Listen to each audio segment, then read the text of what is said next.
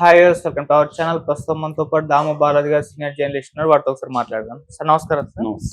Sir ఏపీలో elections కంటే ముందర పవన్ కళ్యాణ్ గారిని వైసీపీ వాళ్ళు ఏ రేంజ్ లో విమర్శించారో మనందరికీ తెలిసిందే. అయితే ఇప్పుడు ఎలక్షన్స్ తర్వాత ఒక్కొక్కరుగా వైసీపీ నేతలు పవన్ కళ్యాణ్ గారిని పొగడ్డమే పనిగా పెట్టుకున్నారు. సార్ విజయసాయి రెడ్డి గారితో మొదలైంది, అంబటి రాంబాబు గారు అందరూ కూడా పొగుడుతూనే ఉన్నారు. ఇప్పుడు సజ్జల రామకృష్ణారెడ్డి గారు ఏకంగా సాక్షి పేపర్ తో చంద్రబాబుని మించిపోయిన పవన్ కళ్యాణ్ అంటూ కథనాలు కూడా వేయిస్తున్నారని వార్తలు వినిపిస్తున్నాయి. ఎందుకు ఈ విధంగా వైసీపీ వాళ్ళు పవన్ కళ్యాణ్ గారిని పొగడ్డమే పనిగా పెట్టుకున్నారు? దీని గురించి మీరేం చెప్తారు సార్? ముందు నుంచి కూడా పవన్ కళ్యాణ్ చంద్రబాబు కలవకూడదు అనేది వైసీపీకి ఉండే ఒక వ్యూహం. ఓకే, దానికి కారణాలు ఆబ్వియస్, అందరికి తెలిసిందే. ఎందుకంటే ఎప్పుడైనా కూడా అపోజిషన్ ఏకమైతే అధికార పక్షానికి ఇబ్బందిగా ఉంటుంది. అపోజిషన్ చీలిపోతే యాంటీ ఇన్కంబెన్సీ ఓట్లు అనేవి చీలిపోతాయి. ఇది నేషనల్ లెవెల్లో బీజేపీ ఇదే స్ట్రాటజీ ప్లే చేస్తుంది. ఎక్కడ వీలైనా రాజకీయ పార్టీలు ఇదే చేస్తారు. అంటే ప్రతిపక్షాలు కూటములు కలవకుండా చూసుకోవాలని వీళ్ళు అనుకుంటారు, కలిస్తేనే మనం గెలవగలమని వాళ్ళు అనుకుంటారు. చంద్రబాబు కూడా ఆయన ఇప్పటి వరకు గెలిచినప్పుడంతా కూడా కూటమిల వల్లనే గెలిచాడు. ఆయన ఇండిపెండెంట్ గా, ఆయన సింగిల్ గా ఇప్పటి వరకు జీవితంలో ఆయన గెలవలేదు. ఓకే, సో అందులో తప్పేం లేదు. అందరూ పొత్తులు పెట్టుకోవడం అనేది చంద్రబాబు వ్యూహం అనేది తప్పులేదు. గెలవడం ముఖ్యం. ఎలా గెలుస్తాం అనేది దాంట్లో పొత్తులు పెట్టుకొని గెలిచినా, సింగిల్ గా జగన్ భాషలో సింగిల్ గా సింహం లాగా వచ్చి గెలిచినా గెలిపే కదా. ఆయన సీఎం అయ్యాడు. జగన్ ఇప్పుడు సింహం అని ఏమైంది? 11 సీట్లకు పరిమితం అయితే సింహం అయితే ఏంటి, పులి అయితే ఏంటి? కాబట్టి గెలుపు ఇంపార్టెంట్, సీఎం కావడం ఇంపార్టెంట్. కాబట్టి అందుకనే ముందు నుంచి ఏంటంటే చంద్రబాబును ఒంటరిగా పోటీ చేయిస్తే మనం మళ్ళీ అధికారంలోకి రావచ్చు అనేది వైసీపీకి ఎప్పటి నుంచో క్లారిటీ ఉంది. చంద్రబాబు పవన్ కళ్యాణ్ కలిస్తే మనం ఓడిపోతాం, మనం పవర్లోకి రాలేమని జగన్కి తెలుసు. జగన్ కానీ వైసీపీ నాయకులు అందుకని ముందు నుంచి కూడా వాళ్ళ స్ట్రాటజీ ఏంటంటే చంద్రబాబుకి జగన్ గొడవ పెట్టాలని నానా రకాలుగా ట్రై చేశారు. అంటే పవన్ కళ్యాణ్కి ఇంపార్టెన్స్ లేదని, పవన్ కళ్యాణ్ సీఎం గుండా ఊడిగం చేయాలని, దత్తపుత్రుడని, ప్యాకేజ్ తీసుకున్నాడని రకరకాలుగా వాళ్ళిద్దరిని విడదీయాలని ట్రై చేశారు. అది ఫలించలేదు. ఇంకా స్ట్రాంగ్ అయింది వాళ్ళ బంధం. పవన్ కళ్యాణ్ ఇంకా గట్టి నిర్ణయాలు తీసుకున్నాడు. పవన్ కళ్యాణ్ నిర్ణయాలు కానీ చంద్రబాబు నిర్ణయాలు కరెక్ట్ అనేది తర్వాత అర్థమైంది. పొత్తుల వల్ల గెలవగలిగారు. చివరికి బీజేపీతో ఉండి కూడా జగన్ బీజేపీని కూడా దూరం చేసుకున్నాడు జగన్. ఎందుకంటే నిజానికి బీజేపీ జగన్ అడిగిందని, డిప్యూటీ స్పీకర్ ఆఫర్ చేశారని, మంత్రి పదవులు కూడా ఇస్తామని, తమ ఎన్డీఏలో చేరమని ఎప్పుడో బీజేపీ ఆఫర్ చేసినా జగన్ ధైర్యం చేయలేదు. ఎందుకు ధైర్యం చేయలేదంటే మైనార్టీ ఓట్లు కోల్పోతామని జగన్ ధైర్యం చేయలేదు. కానీ చంద్రబాబు ధైర్యం చేశాడు, వెంటబడ్డాడు బీజేపీ వెంట. పవన్ కళ్యాణ్ పట్టుకొని గట్టిగా ట్రై చేశారు, బీజేపీ దయింది. ఇప్పుడు మైనార్టీ ఓట్లు ఏమి జగన్ కాపాడలేకపోయాయి కదా. సో ఆ రకంగా చంద్రబాబు వ్యూహం ఫలించింది. ఈసారి జగన్ వ్యూహం బెడ్స్ కొట్టింది. అయితే ఇప్పుడు ఏంటి, మళ్ళీ 2029 ఎలక్షన్లు అనుకుంటే, ఎందుకంటే జమిలి ఇప్పుడైతే రావని తేలిపోయింది కాబట్టి 2029లో ఎలక్షన్లు వస్తాయి. ఆ ఎలక్షన్లలో మళ్ళీ జగన్ గారిని గెలవాలనుకుంటే మళ్ళీ ఇప్పుడు వీళ్ళ ఈ కూటమిని బ్రేక్ చేయాలి. కూటమిని బ్రేక్ చేయాలంటే పవన్ కళ్యాణ్ డిప్యూటీ సీఎంగా ఉన్నాడు. పవన్ కళ్యాణ్ ఇంకా 10-15 ఏళ్ళు చంద్రబాబు సీఎంగా ఉండాలని కోరుకుంటున్నాడు. అట్లాగే చంద్రబాబు కూడా మళ్ళీ మేము కూటమితోనే వెళ్తామని చెప్తున్నాడు. సో ఇప్పటి వరకు వాళ్ళ మధ్య పెద్ద గొడవలు అనేవి లేవు బయటికి. అట్లీస్ట్ పవన్ కళ్యాణ్కి చంద్రబాబు మధ్య గొడవలు అనేవి ఓపెన్గా అయితే లేవు, కానీ చిన్న ఇవి ఉన్నాయి. ఎందుకంటే ఆ మధ్య హోమ్ మినిస్టర్ మీదకి పవన్ కళ్యాణ్ అనడం, హోంశాఖ నేను తీసుకుంటానని మాట్లాడడం, ఇట్లాంటి కొన్ని జరిగాయి. మొన్న కాకినాడకి వెళ్ళి సీజ్ ద షిప్ అనడం, ఇవన్నీ అంటే చంద్రబాబు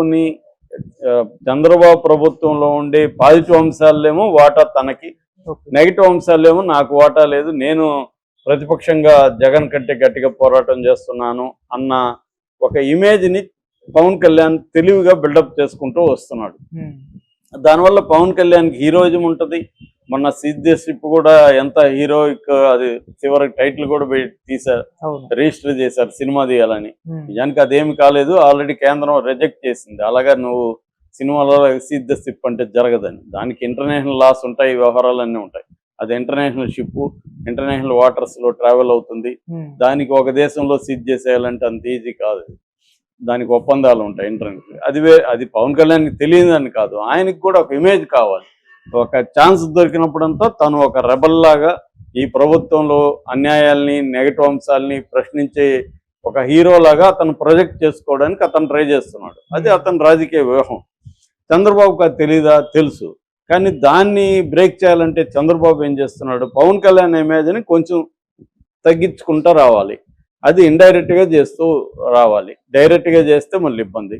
అందుకని తెలుగుదేశం మీడియా రంగంలోకి దిగి పవన్ కళ్యాణ్ ఇమేజ్ని వీలైనంత తగ్గించుకొని రావడం, అట్లాగే లోకల్గా తెలుగుదేశం కేడరు నాయకులు పవన్ కళ్యాణ్ ఇమేజ్ని తగ్గించడానికి ట్రై చేయడం, అధికార యంత్రాంగం ట్రై చేయడం, ఇది కనిపిస్తుంది మనకి. మొన్న ఆయన ఉత్తరాంధ్రలో పర్యటించినప్పుడు కూడా పవన్ కళ్యాణ్ ఆంధ్రజ్యోతి రాసింది, అక్కడ అధికార యంత్రాంగం ఎవరు కూడా పవన్ కళ్యాణ్ పర్యటనని సీరియస్ గా పట్టించుకోలేదు, మీడియాకి చెప్పలేదు, మీడియా వెహికల్ పెట్టలేదు అనేది ఆంధ్రజ్యోతిలో రాసింది.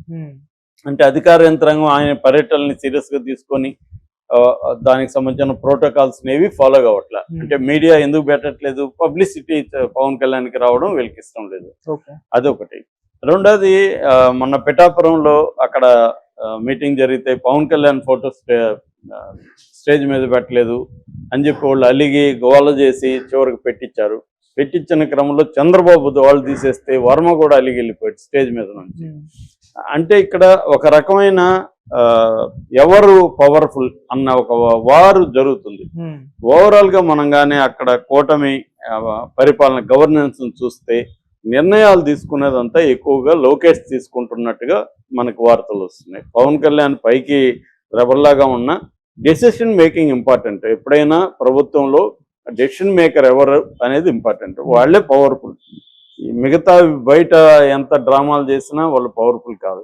కానీ పవన్ కళ్యాణ్ ముందు నుంచి ఏంటంటే ఈ ఇమేజ్ని, ఆప్టిక్స్ని డెవలప్ చేసుకోవడం, ప్రజల్లో ఒక ఇమేజ్ని క్రియేట్ చేసుకోవడం అనేది ఆయన చాలా సక్సెస్ఫుల్గా చేసుకుంటూ వస్తున్నాడు. ఏ ఆపర్చునిటీ వదులుకోవట్లే. లడ్డు విషయంలో కూడా చంద్రబాబుకి బిగినింగ్లో వచ్చిన క్రెడిట్ని ఆయన లాక్కోగలిగాడు. ఫైనల్గా దాన్ని సనాతన దీంట్లోకి టర్న్ చేసి తాను ప్రాయశ్చిత్త దీక్ష 11 రోజులు ఏమో ప్రకటించి తను దాన్ని ఫైనల్గా తను క్యాప్చర్ చేశాడు. అట్లాగా పవన్ కళ్యాణ్ ఏం చేస్తున్నాడంటే ఈ ప్రభుత్వంలో ఎక్కడైనా చిన్న నెగిటివ్ ఉంటే అక్కడ తాను హీరోయిక్గా వెళ్ళిపోయి దాన్ని ఆ ఇమేజ్ని తన చుట్టూ చేసుకుంటున్నాడు. చంద్రబాబు ఏమో చంద్రబాబుకి ఎందుకంటే చంద్రబాబుకి ఇమేజ్ ఇది కాకుండా వ్యూహాలు, ఆయనకి లాంగ్ టర్మ్ వ్యూహాలు వేయడంలో ఆయన దిట్ట. సో ఆయన వ్యూహాల రూపంలో వేసుకొని పవన్ కళ్యాణ్ ఎట్లా సైజ్ తగ్గించడం అంటారు, సైజుని తగ్గించవాలి అనేది ఆయన ప్లాన్ చేసుకుంటున్నాడు. సో ఒక రకమైన కోల్డ్ వార్ నడుస్తుంది. పవన్ కళ్యాణ్ గోల్కి చంద్రబాబు గోల్కి మధ్య వైరుధ్యం, కాన్ఫ్లిక్ట్ ఉంది. పవన్ కళ్యాణ్ గోల్ ఏంటి, తను సీఎం కావాలి. చంద్రబాబు గోల్ ఏంటి, తను సీఎంగా ఉండాలి. సీఎంగా ఉన్నప్పుడే మన కొడుకు లోకేష్ని కూడా సీఎంగా, తను యాక్టివ్గా ఉన్నప్పుడే లోకేష్ని సీఎంగా ఎస్టాబ్లిష్ చేస్తే లోకేష్ ఫ్యూచర్ ఉంటుంది. లోకేష్ నాయకత్వాన్ని యాక్సెప్ట్ చేసే విధంగా తను ప్లాన్ చేయాలి. సో ఈ రెండు గోల్స్ పరస్పరం పొసగవు కదా. ఒక వరలో రెండు కథలు ఎముడవు అంటారు పాత సామెత. అలాగా అధికారం అనే వరలో ఇటు పవన్ కళ్యాణ్ ఇటు లోకేష్ ఇద్దరు ఎట్లా పడతారు, ఒకరే పడతారు. సో ఇంకొకరికి గొడవ అవుతుంది. కాబట్టి దీన్ని వైసీపీ ఏం చేస్తుందంటే పవన్ కళ్యాణ్ని పొగడం ద్వారా, పవన్ కళ్యాణ్కి ఆకాశం ఎత్తడం ద్వారా, పవన్ కళ్యాణ్కి చంద్రబాబు మధ్య గొడవ క్రియేట్ చేయడానికి వైసీపీ అదేదంటారు గోతికాడ నక్కలాగాని సామెత ఉంటుంది, అలాగా వాళ్ళు కాసుకున్నాడు. అది వాళ్ళ వ్యూహం. ఎందుకంటే వీళ్ళిద్దరు మళ్ళీ కలిసి 3 పార్టీలు కలిసి మళ్ళీ కానీ పోటీ చేస్తే మళ్ళీ వైసీపీకి 11 వస్తాయి రావో కూడా తెలియని పరిస్థితి వచ్చేస్తుంది. సో అందుకని పవన్ కళ్యాణ్కి చంద్రబాబు మధ్య గొడవని పెంచాలి, పెద్దది చేయాలి, వీళ్ళు మళ్ళీ కలవకుండా చూసుకోవాలి అనేది వైసీపీకి ఉండే లక్ష్యం. సో దానివల్ల వైసీపీ వాళ్ళు ఏం చేస్తున్నారు, పవన్ కళ్యాణ్ని ఒక పక్క మోస్తున్నారు. మొన్న కూడా ఆయన మాజీ మంత్రి అమర్నాథ్ మేము పవన్ కళ్యాణ్ తిట్టడం తప్పైంది అని ఆయన ఒప్పుకున్నాడు. జగన్ కూడా పవన్ కళ్యాణ్ని గతంలో లాగా మాట్లాడలేదు, అసలు దత్తపుత్రుడు ఇవన్నీ